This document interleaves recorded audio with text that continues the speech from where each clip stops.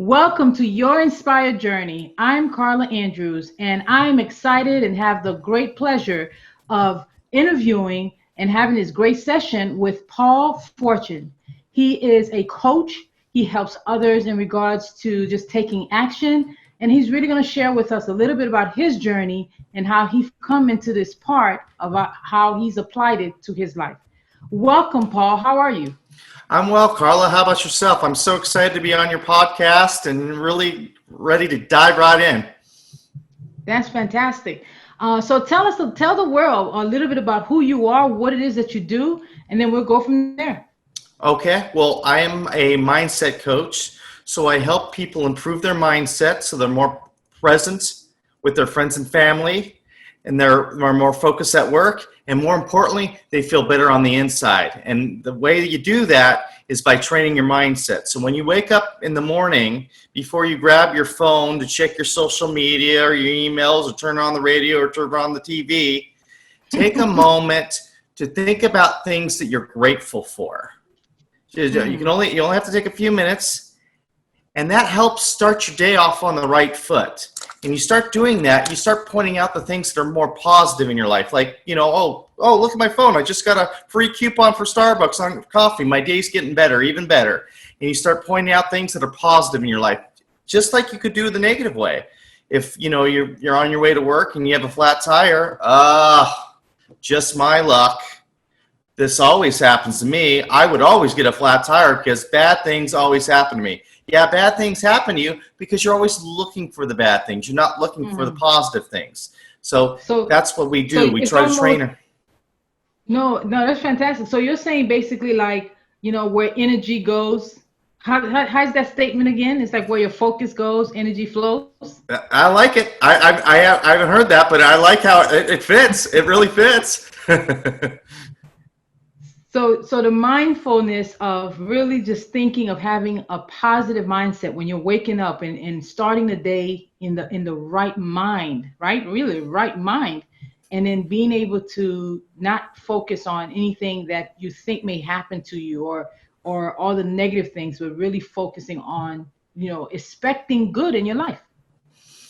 Yeah, absolutely. I mean, everybody is going to have things in their life that's going to be negative. I'm not saying that you pretend that you're always going to be positive, because that's not being a human. Okay. I mean, if you feel sad, you feel angry, you're entitled to feel those feelings because you're a human being like everybody else. But there's going to be a time in your journey you're going to be like, I don't want to be angry anymore. I don't want to be sad anymore. And that comes to the awareness. Okay, at that point, I'm aware that I'm feeling these feelings that I don't want to feel that anymore. That's when you change your mindset back to where you want it to be, hopefully to be more positive on the good things that are going right in your life. And it's a daily journey.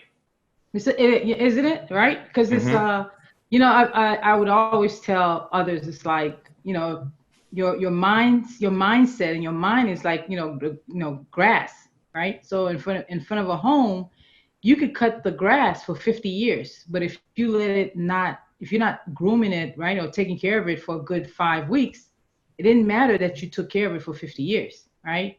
There's still like the weeds that kind of come in, those negative thoughts that come in. So you need to be able to stay focused and making sure that your mind stays, right. And I like how the way you mentioned that, it's like that awareness. Talk to me a little bit about, what do you mean by awareness? I know that's a big word now. What do you mean by the awareness of ensuring that you're thinking in the right mindset?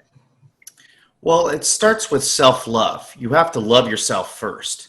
So, we are the biggest critics of ourselves. I mean, the stuff that we say to ourselves, we would never say to somebody else. It's poor what we talk about to ourselves.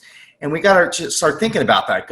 When you start going with that negative thought process, you can go, oh, whoa, wait a minute, Paul.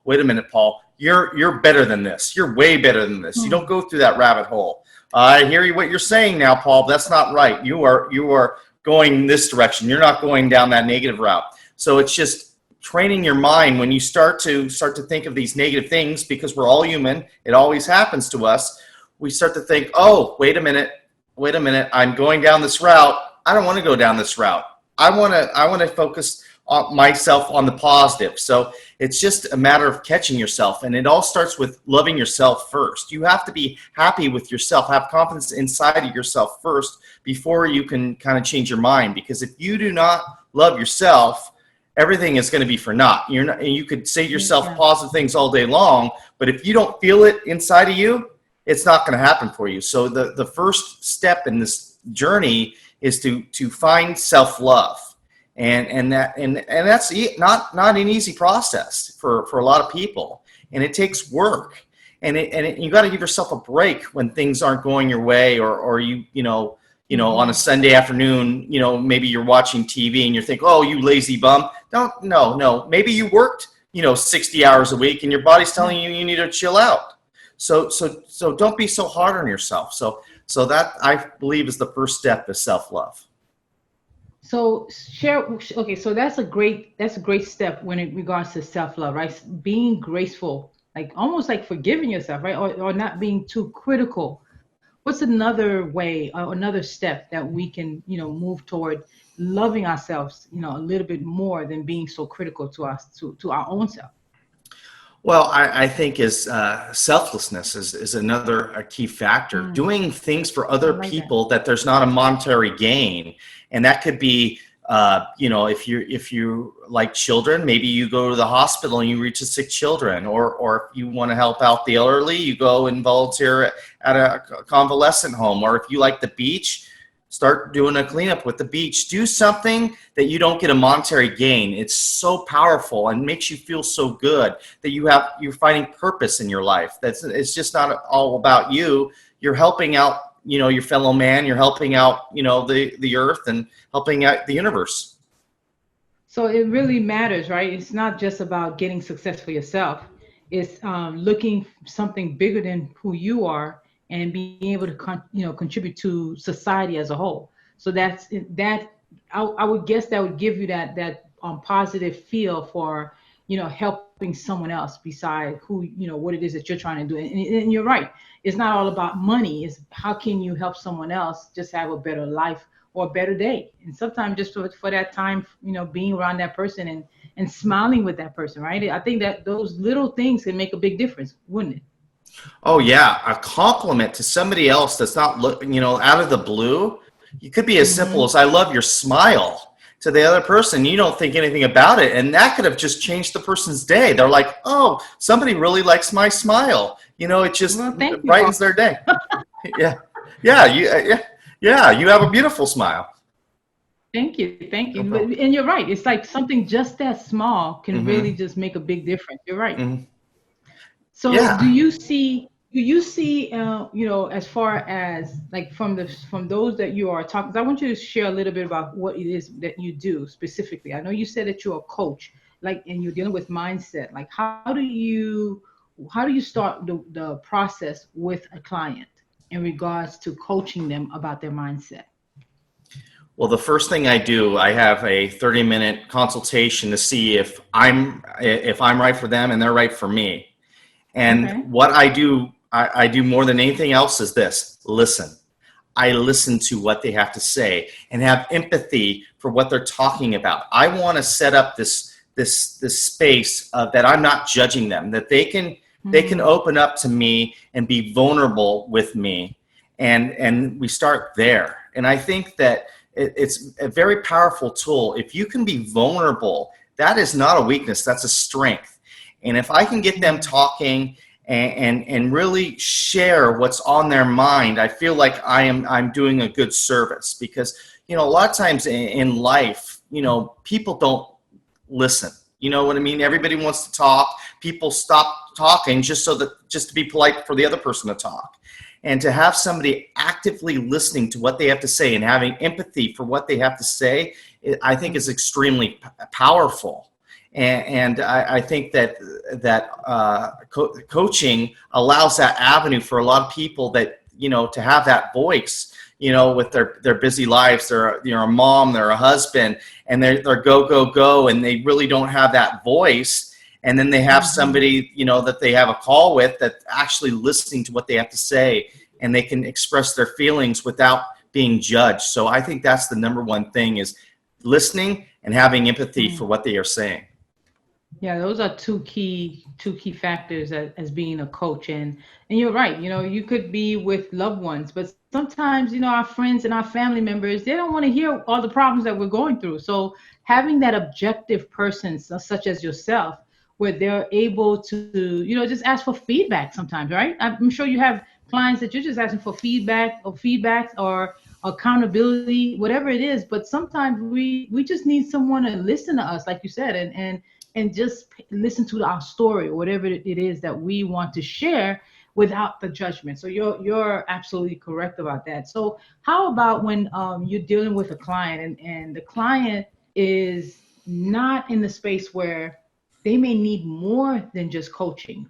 It may come across maybe counseling. How do you handle a situation in those terms in regards to coaching versus counseling? Well, it just depends on what they're talking about. I mean, I don't have a Mm-hmm. medical degree. I don't have a psychology degree. So if it gets to that level, I'm going to be straight up honest with them that they're going to need to seek, a psychiatrist or whatever I feel that they may need. I'm not going to, I'm not going to BS them. I'm going to tell them the truth. If I feel like Mm-hmm. it's to that level, I'm going to address that with them. But I Okay. do have I do have a story about with somebody in a negative light that was a great session. I remember this was probably about 3 or 4 weeks ago. I had a client that called me, and I could tell by her voice that she was not in a good space. And I'm thinking, oh no, this Mm. is going to be tough because I can hear it Uh-oh. in her voice. And I was just taking notes, listening to what she was saying. Listening to what she let it get. I always let them get it out. Let them express themselves. I think it's very important that they just get it out. No Mm-hmm. judgment. Just let it go, right? And I go, okay, are we done? And she's like, okay, yeah, I got it all out. And I pointed out all the positive things that she was doing. She wasn't looking at all the positive things. She was focusing on all the negative things that were happening to her in those 2 week period, that she didn't see any of those positives. And I was pointing that out to her, like, you were doing this correctly. Look what you were doing here. Your mother, you really helped your mother here, whatever it was. And by the end of the call, I'm not saying that she was doing flips. I'm not going to tell you that.